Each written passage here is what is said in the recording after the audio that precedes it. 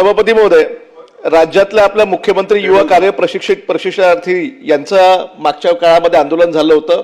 विधानसभेच्या निवडणुकीच्या पूर्वी मुख्यमंत्री महोदयांनी आश्वासन दिलं होतं की ही योजना सुरूच राहील आणि या योजनेच्या माध्यमातून अनेकांना त्या ठिकाणी शासकीय नोकरीमध्ये सामावून घेण्यात येईल।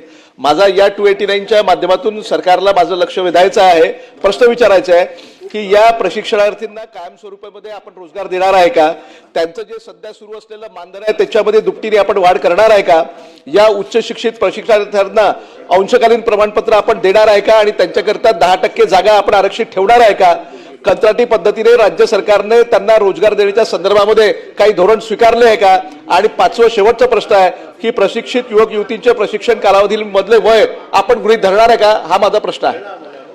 गुरुवार दिनांक 12 मार्च 2026 रोजीच्या कामकाजात महाराष्ट्र विधान परिषद नियम 260 अन्वये विरोधी पक्षाच्या चर्चेला सुरुवात झाली। अनेक सदस्यांनी चर्चा केली। आता प्रस्तावावरील चर्चा पूर्ण झालेली असून माननीय मंत्री महोदयांचे उत्तर सुरू होईल। माननीय भुजबळ साहेब, उत्तर।